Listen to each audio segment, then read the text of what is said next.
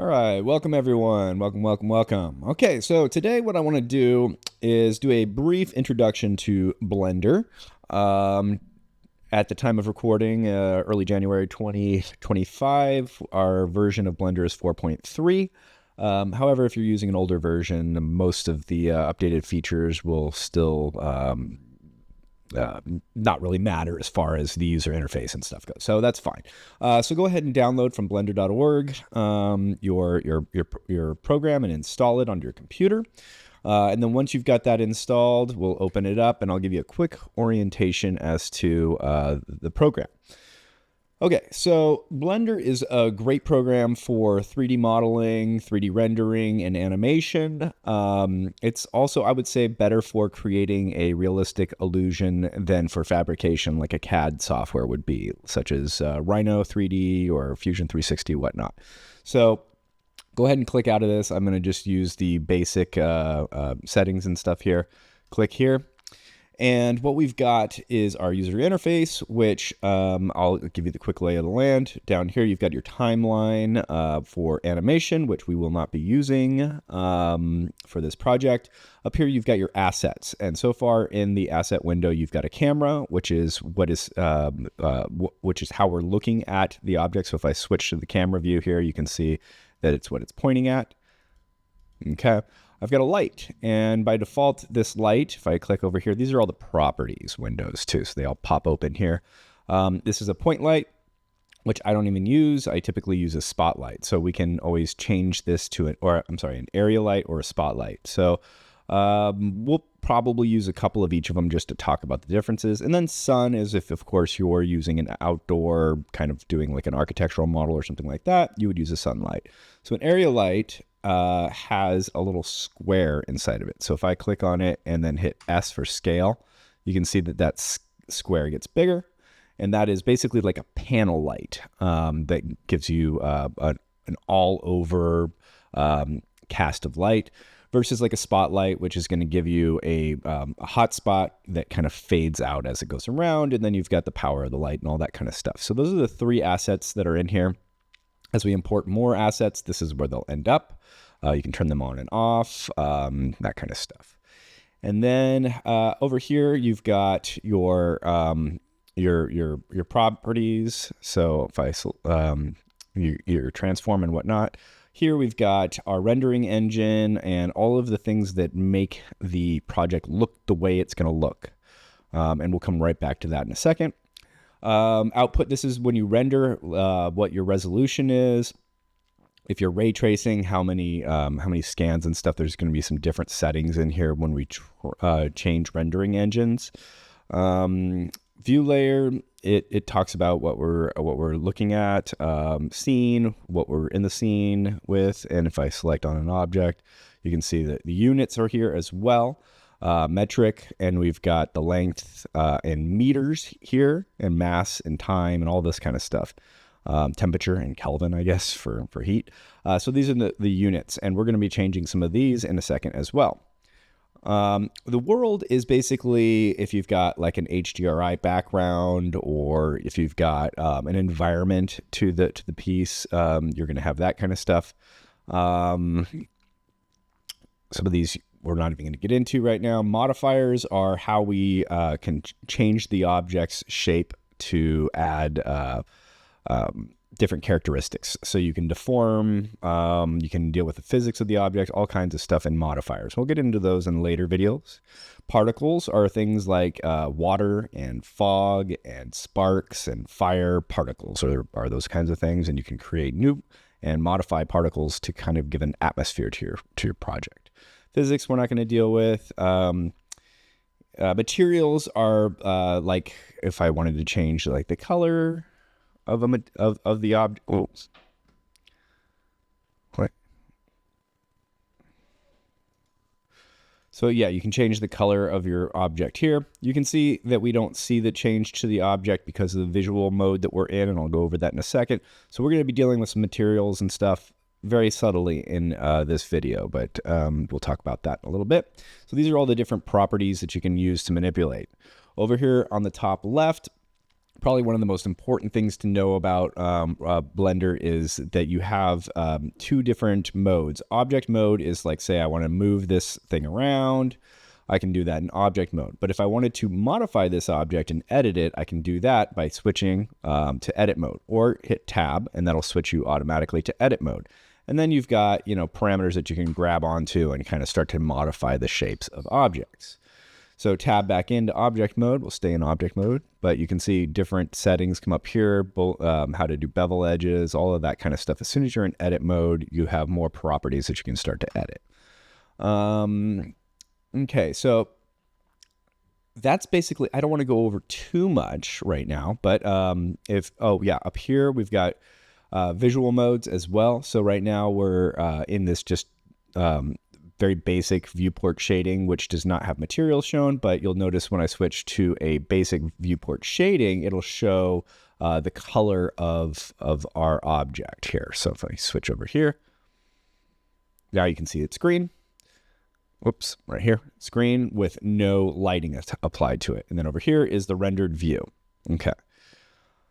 Cool. So rendered view, what's interesting about that is it's now it's in a form called Eevee, which is a real-time rendering engine, which is great for animation, but lacks the detail of ray tracing, which you would get with Cycles, which is a different rendering engine.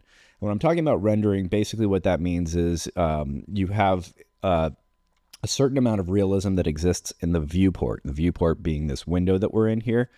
And what you do is you actually model in the regular viewport here, and then once it's set up the way you want it to, you render it, which means you make it more photorealistic. It takes into consideration the way the light's falling on the object in a more sophisticated way. It does more mathematical calculations to determine how the object is going to look.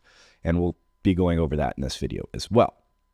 So the first thing I like to do is switch my visual style here from Eevee to Cycles. So that's going to be under our rendering tab here. Over here you see Eevee, and I'm going to go into Cycles here. Okay. And by default, you're not going to see much of a change because the lighting isn't set up very well, and this is just a box. By default, these are you're rendering with your CPU. We want to make sure you're rendering with your GPU if you have a sophisticated enough GPU. Also, when you're in the viewport here, you'll notice that it will render a certain amount of traces. And you don't need to have as many traces as we've got indicated here. So I usually like to lower this to 500 or so. That way, especially if you're working on a computer that doesn't have quite the processing, it will render out really quickly. If you don't see GPU compute here, and it might not be selectable, especially if you have a Mac. That's fine. But if you've got a PC with a good graphics card or something like that, make sure you're on GPU compute. And then you see render, which will be our final rendering. So like I mentioned earlier, rendering makes it more photorealistic. You can look at the samples as kind of like the amount of calculations it's making to make it look more realistic. I've got 500 up here. It's default at 4096. You can lower that down to about 2500 or even less to get a quicker rendering when you're going to do the photorealistic rendering later on. Okay, cool. So those are the basics. Other things you might want to do, you go up here to File, Edit, Preferences, go to Edit Preferences, and then if you didn't see your GPU where it's grayed out here, mine see it's black. If it's grayed out here, you do need to go to System and make sure your CUDA is set to your graphics card here. If that's not selected, it will not work. And then other things we can go to. Add-ons are great. These are a lot of the things that that the Blender community, which is vast and really impressive, what they come up with to really help make your projects have a better look and also add some functionality to it.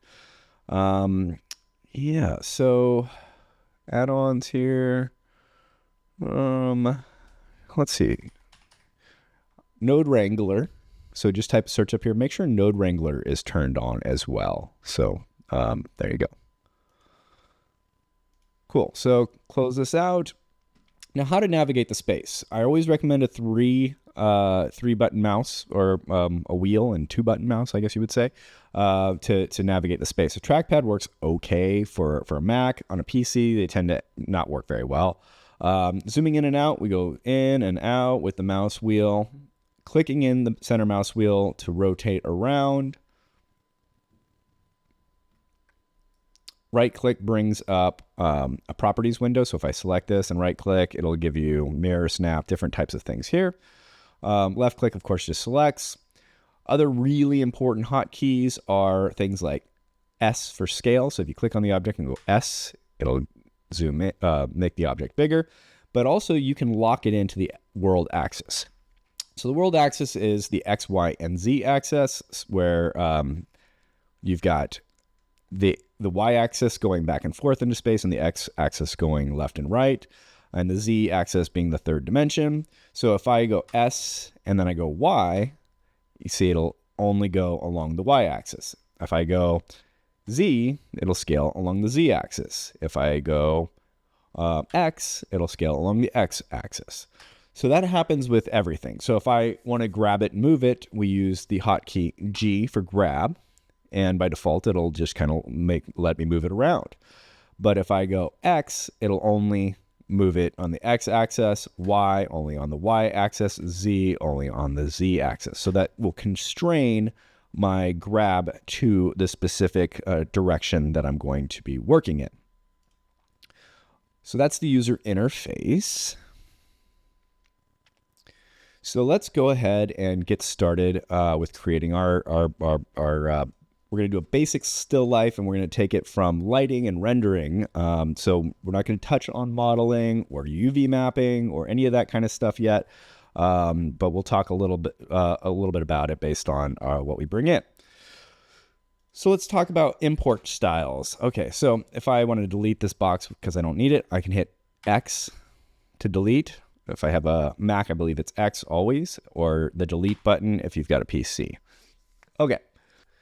And then I'm going to go to, you know what? Yeah, let's go at File, Import, and let's talk a little bit about the different file types that we can import. Okay, so the main ones that we're going to focus on in order of least information to most information on the 3D model is STL files, which are 3D objects that don't have any materials associated with them that are typically used for 3D printing.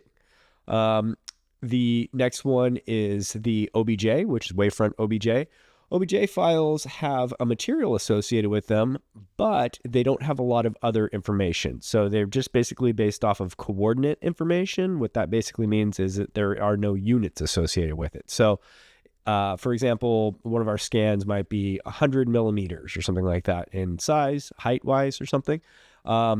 The file itself only says 100. It doesn't say millimeters. So a little bit problematic, but that's what we're going to be using for this part of the project because that is what our 3D scans use. The better 3D modeling type is an FBX file. That includes things like metalness, glossiness. It includes things like the units for the object and that kind of stuff, which is great because that will tell the program when we import an FBX file that it's 100 millimeters, not 100 meters, which is basically what's going to happen when we import our OBJ file.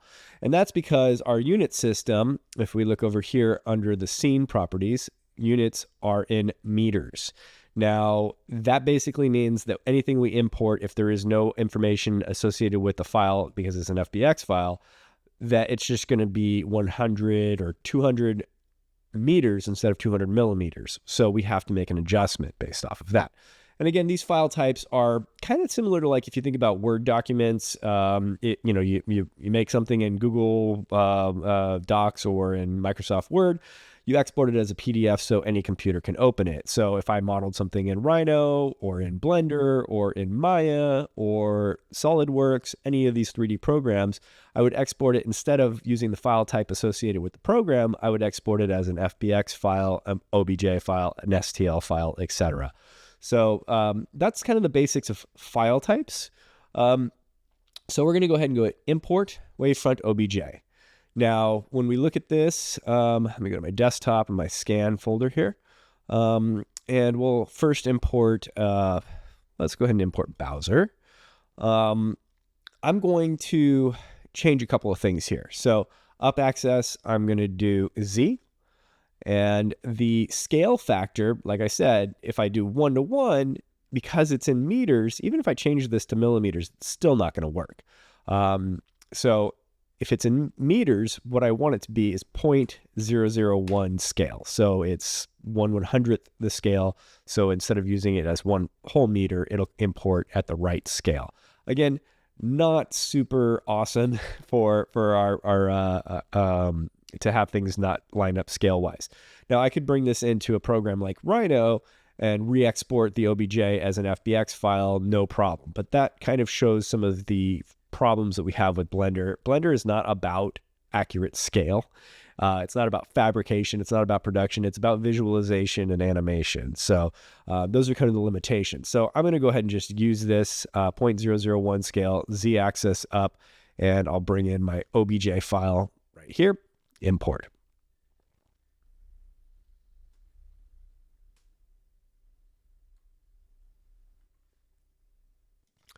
Oops, I accidentally clicked on the wrong thing, I think. So import, OBJ, Bowser full OBJ. I accidentally might have clicked on the material file or something, but 0.001 Z up, import. Okay, so there it is, teeny tiny right there. If I click on it and we look at it, it's doing a little dance, but that is the scale and size of our object. And I can do more information on it. If I hit N here, we can see that it is 0.191 meters, which is 191 millimeters, which is what we want. And you can see if I switch this to millimeters, it now tells you the size in millimeters versus meters. So I'm going to actually just leave this in millimeters for now. It doesn't really matter, but just because we're working with smaller objects, if we're working in architectural scale or something like that, maybe I would use meters instead. Okay, great. So we see our model here. We don't see the materials, and that's because of the visual style that we've got. But I'm not going to change that yet because I want to talk a little bit about some of the things we got to do to set this model up. Firstly, I'm going to, with it selected, if I right click, I can go shade smooth, and that now smooths it out. So that's just kind of like an option to make it have that that smooth look. Kind of creates the mesh, makes the mesh look a little bit smoother. Great. Then let's look at it in wireframe here. We can see the triangles, which is what we want. We want to make sure that we're using triangles. Great. I'll turn off the wireframe, go back to shaded view here. All right, and then what I want to also make sure is my rendering engine is set not in Eevee. We want to change it from Eevee to cycles. We want to make sure that it is, if you have a computer with a dedicated graphics card, most likely it's going to operate much better if you put it in GPU compute. If you're working with a Mac computer, it most likely will not have any options here. Also, if this area is grayed out, you need to go into File,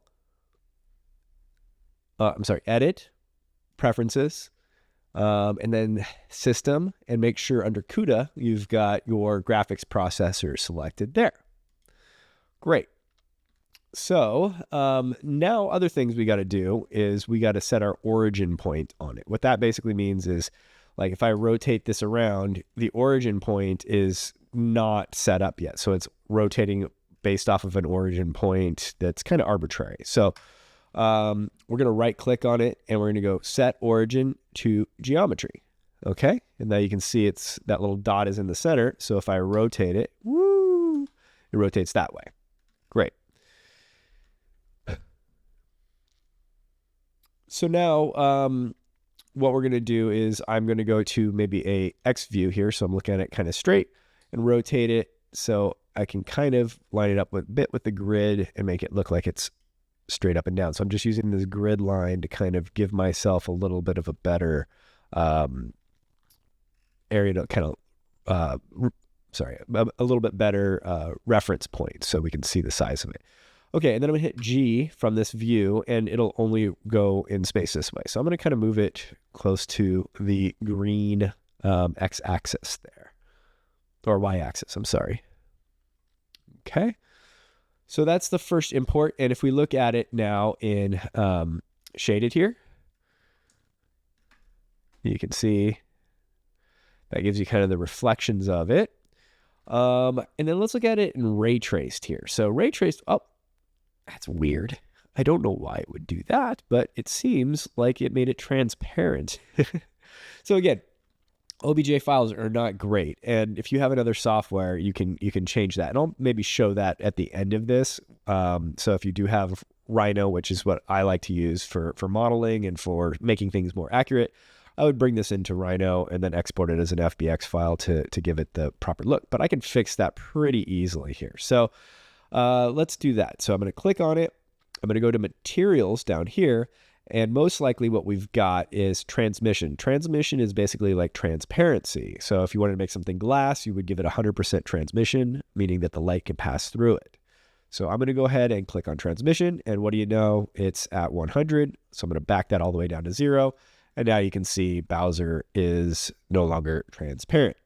So most likely all of the other scans that I'm going to bring in are going to have that issue, but relatively easy to fix. Okay, so that's the first one. Let's bring in more. So File, Import, OBJ.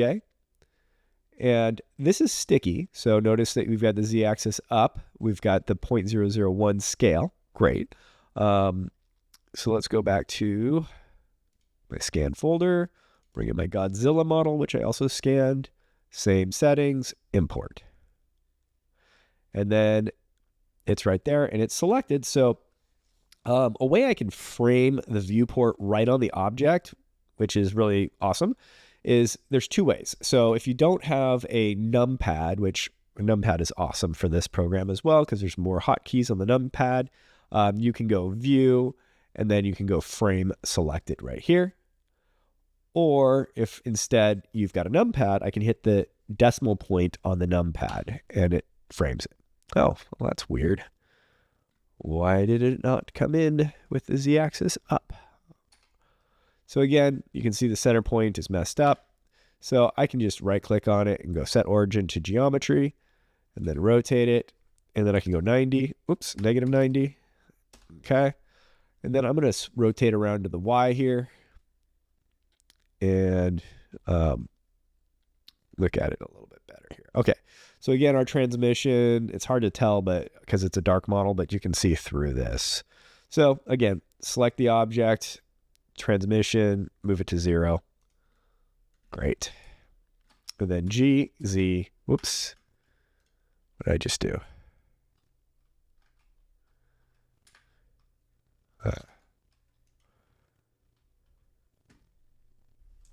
Let me just undo that. I don't even know what I did. Oh, I switched. For some reason, I tabbed. I hit a button that switched over to this. Back to ray traced. G, Z. Okay, just kind of lining them up. Let's go with a X view.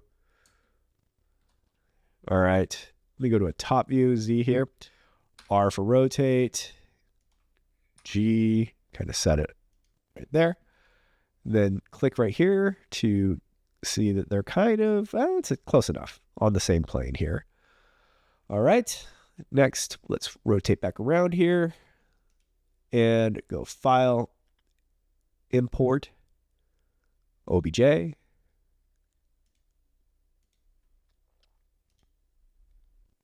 Flamingi. Import. Rotate, oops, again, right click, set origin to geometry.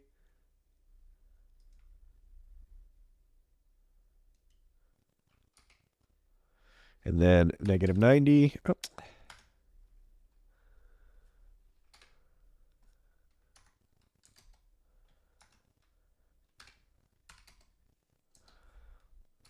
Then free rotate it to kind of make it flat.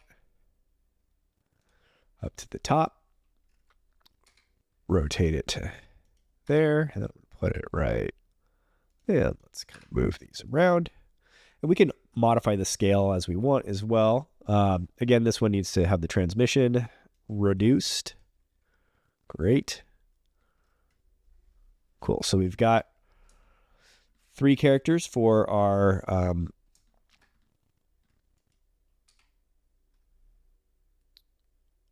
still life. Okay, so the next thing we're going to import is I scanned some drapery, like a sheet, basically. So I'm going to go ahead and import OBJ. Let's see, scan, drapery OBJ, import. Hit the decimal point so I can focus on it. You can see it's also transparent. Right click. Let's go ahead and set origin to geometry, rotate.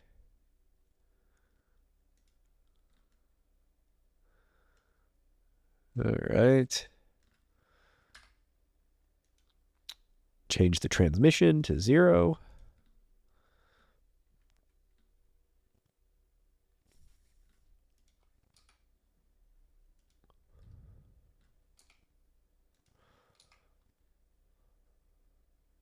Go to a top view. So I want it to be behind them. Then go to a front view.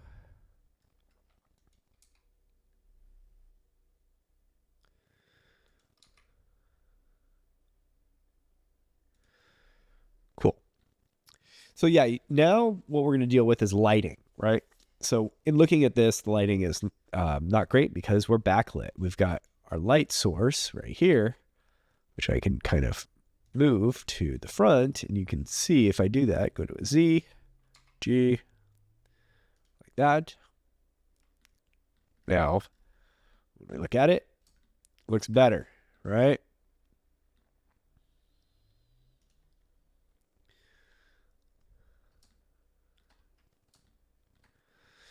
Cool. So I can do a couple of different things with the light. So let's talk a little bit about lighting here. Okay, so I'm going to go ahead and move this over a little bit here. So first thing I want to do is I'm going to set up my camera. So my camera view is way over here, right? So if I toggle in and out of this little thing right here, that gives me my camera view. So if I switch to camera view here, and then I rotate, it takes me out of the camera. Super awesome little deal that you can do here is you can go up to view here and go camera to view. So that basically means I'm piloting the camera around. So now I'm kind of framing out my scene, getting it locked in there. So this is going to be what it renders. And by rendering, what rendering means is it takes, instead of having a low amount of rendering, let me go to the render tab here. So we're in cycles, and cycles is basically sampling our scene. If you have a computer that's not great at graphics processing, you can lower down the max samples in the viewport to like 500 or something like that, right? So if I rotate, it'll pop into 500 samples. And a sample is basically a mathematical formula for how many iterations it's analyzing the way the light is falling on the object using ray tracing. Great. So what we want to make sure we're doing is we're optimizing our viewport so that we can really kind of get a good look at how it's going to look. And then over here, you can see in render, it's going to sample 4,000 times. So it's going to give it a much better rendering, photorealistic look, because it's going to keep sampling that light over and over again until it finds the most realistic look to it. But even this is not quite necessary. If you don't have a great graphics processor, you could probably bump that down to 2,000 or even 1,000, just experiment with that number, and it's going to take a lot less time. So maybe start off by having it at 500 or 1,000, and then bump it up as you see fit. You're like, oh, well, that didn't look great, so I'm going to bump it up a little bit more. So those are the samples of the ray tracing that it's using. Okay. So another thing, we have this little viewport camera here. Maybe I want to have a better vantage of this so that I have the window sized to the window of my display here. Let me pull this over here. And if you don't have that little toggle over here, you can just click on this little arrow, then you get the item tool view here. If you close that, it goes away. So if I go up here, view, and then I go to camera, and then I can go frame camera bounds. What that does is it now makes my viewport, you can see the red line here, which is an indicator of the camera, fill in entirely with my scene. So if I toggle out of the camera, the only thing that's problematic about having it set to automatically follow and pilot the camera is that if you accidentally move it and you spent a bunch of time getting your scene framed properly, you're going to move the camera. So toggle out of this, and you can see the camera's right there now. Okay. So I'm going to rotate this guy a little bit because his feet are kind of hovering. And, it's not actually displacing the mesh underneath it. So, that's could be seen as a little bit problematic because it's not going to look as real as it would if it was actually displacing it. So I'm just trying to get these models sitting in such a way that they don't look super awkward, because we're just trying to create an illusion here. Okay. Let's talk a little bit about different types of lights. So right now, this is what we call a point light, which is similar to a light bulb. So if I click on the light here, oh, that's the camera. Sorry. If I click on the light right there, you can see it is set as a point light. If I click on this bulb here, I'll show you the data for it. It's point light. I can do a spotlight, which is kind of cool. Spotlight has different parameters. So it has like a hot spot in the center here. It has like a fall off. So as it kind of goes out, it falls off, which is really nice. So like if I think about yourself as a photographer here, if I wanted to have 3 spotlights on the 3 characters and then have them kind of fade off in order to create a more dramatic lighting scene, you can play with this quite a bit. Also color, you can change the color of this light. I can make it a red light if I wanted to make it look like evil, right? The intensity is how bright it is right here. The amount that the light bounces is right here. So the more it bounces, the more it's going to light up the entire scene. So if I hit go to like a view like this and hit R for rotate, have it rotate to the object, go back to the camera, you can see the red light is pretty intense. So we can give it a red tinge instead. So you can just play with this, the HSV on it. You can have it be a little bit dimmer, that kind of thing. So the radius, you can bring it in so it's a little tighter. Oops, control.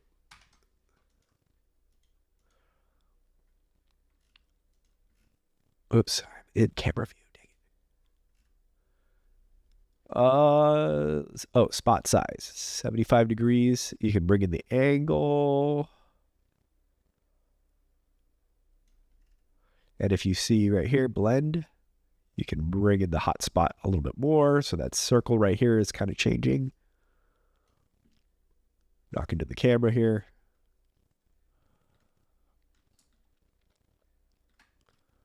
So you can kind of play with the intensity of the lighting. Cool. So maybe I keep messing with the camera. Here we go. Go out of the camera here. So maybe I wanted to go to a Z here. So I'm looking at it from the top. I want to maybe change. Let's change the angle, make it really narrow. And you can see the lighting. Look at the top here. Let's zoom in here. You can see how when I change the degree here, it really kind of narrows in, right? Cool. So I want to kind of bring this point. See, the point is kind of where we're actually hitting. So if I go right there, this one is now right on Bowser, right? And I'll bring in my spotlight a little bit more narrow here. Cool. And then I'm going to go ahead and hit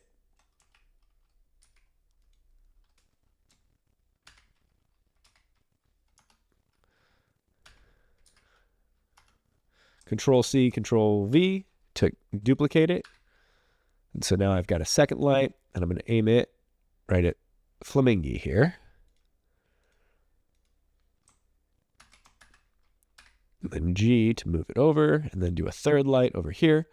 And now I've got 3 independent lights with the same settings. So once I get kind of one the way I want, I'm going to get the other ones the way I want. And then maybe I want to even change the colors here. So I've got this one, this color, maybe make this one a little bit like an orangish kind of yellowish color, or even bring it over like, you know, pick your color there. And then maybe I'll go over here and pick another color. So just messing with this to kind of get the coolest possible tones that you can. And then switch back over here to camera view. Right? So this is all about like just being creative with it. Okay? So frame it out the way you want, playing with the light. There's other things that are really cool, like fog you can introduce as well, which really adds a nice like atmospheric effect to it. So the particles in Blender are amazing. There's a lot you can do with particles as well. And also you can think of this as maybe I want to actually create a structure around it. Like right now, this is like floating in space. So as I'm lighting it, I'm not getting any bounces of light off of any of the walls or anything like that. So that's something I can play with as well. So let me pop out of my camera here, and then I'm going to hit Shift and A to add a mesh, and I'm going to add a mesh cube. Okay. And that cube, if I click down here, I can select the size of it. So it's 2,000 millimeters. Maybe I'll make it 9,000. A little bigger.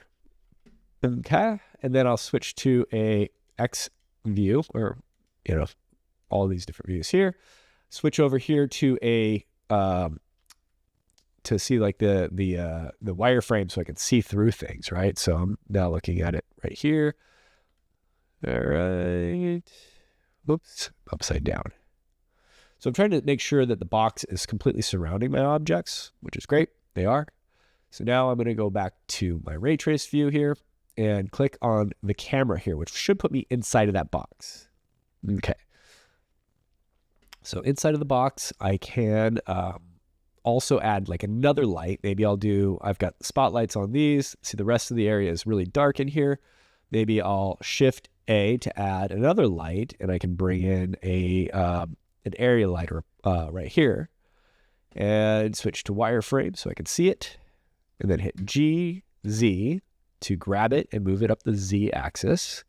And then with it selected, I've got these parameters here. I can bump that up to maybe 100. And then size-wise, I can bring that up a little bit more. Okay, switch back to my camera, switch to ray traced. Oops, I'm in the camera. Keep doing that. Keep piloting the camera. Okay, so that gives us a nice fill. So that's bouncing around in the space. It's looking really nice. Cool. So I'm also seeing some hard lines on the fabric. So I'm going to right click and go shade smooth. That'll smoothen out my fabric a little bit. Cool.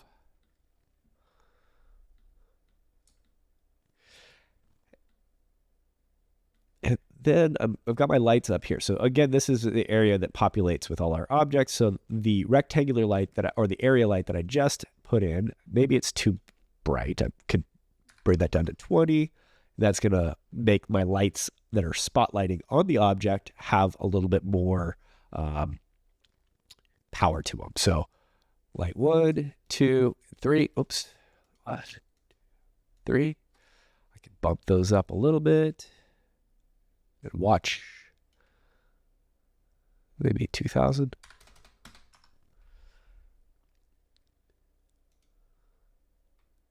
And then, did it change all of them? No, it didn't. So I got to do it one at a time. Okay, so now that it's how we want it, we got it lit properly, we've got the background, we've got the foreground, we've got the characters. Let me just pop into my camera view here, make sure I'm in camera view.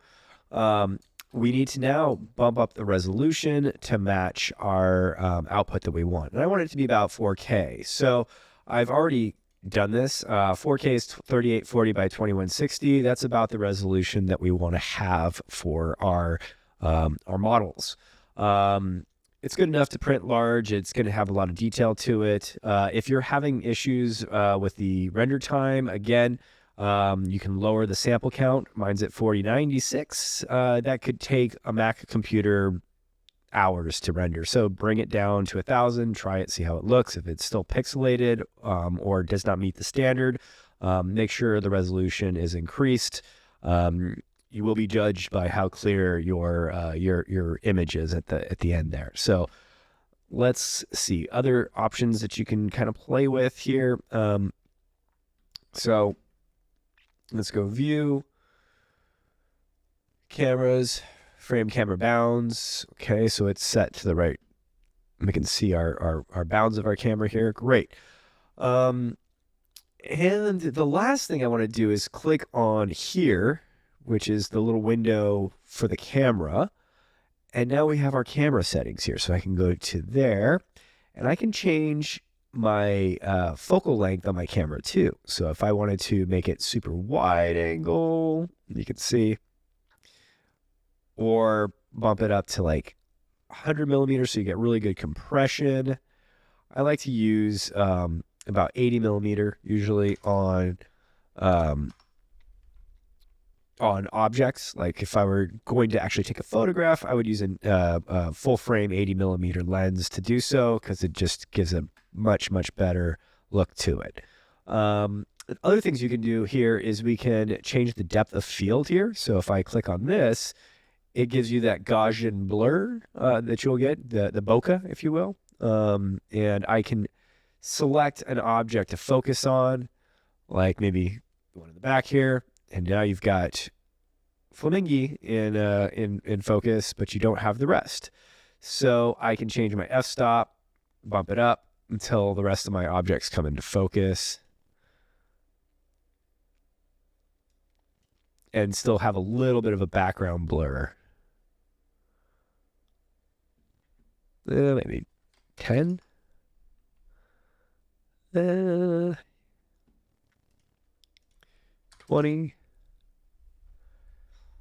Let's see. I want to do X here. Let's do it again. Click on this, because I'm trying to blur the background a little bit here. So 20, maybe 10. Flamingi's still a little bit blurred. 20. Okay. So that's better for, like individual products or that kind of thing. But, that's just kind of a proof of concept there. So we've got a little background blur. So those are the camera settings. So think of this settings as like, if you picked up your DSLR camera, you can make all of the same modifications that you would to that camera. Cool. So now we're ready to render. So the way you render is you hit F12 and it pops up this window, and you can see the rendering happening. And it's going to take a little bit of time, so I'm going to go ahead and pause this. I'll be back when it's done. You can see the sample count up here. And if you notice, another thing, make sure you save before you render. Sometimes you'll run out of memory, and if you run out of memory, your computer will crash. And if it crashes, then you're going to have to start all the way over. Save often with these 3D projects. It's going to make a world of difference. If you notice it's moving too slow, you can see how fast my sample rates are going right now. If that's too slow for you, you can always cancel it here. So I hit X there, minimize that. So let's go back up to render settings, and then you can change your sample count. So if it's going really fast and you want to get a better resolution, go ahead and cancel it and bump it up. This is kind of overkill, but I'm fine with that. So let me go ahead and do it one more time.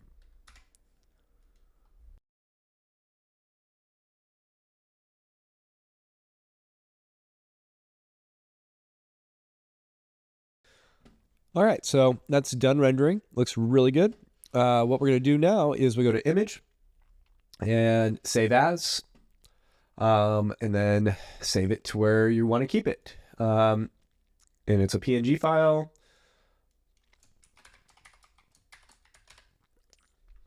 And make sure it's named good. All right, and save.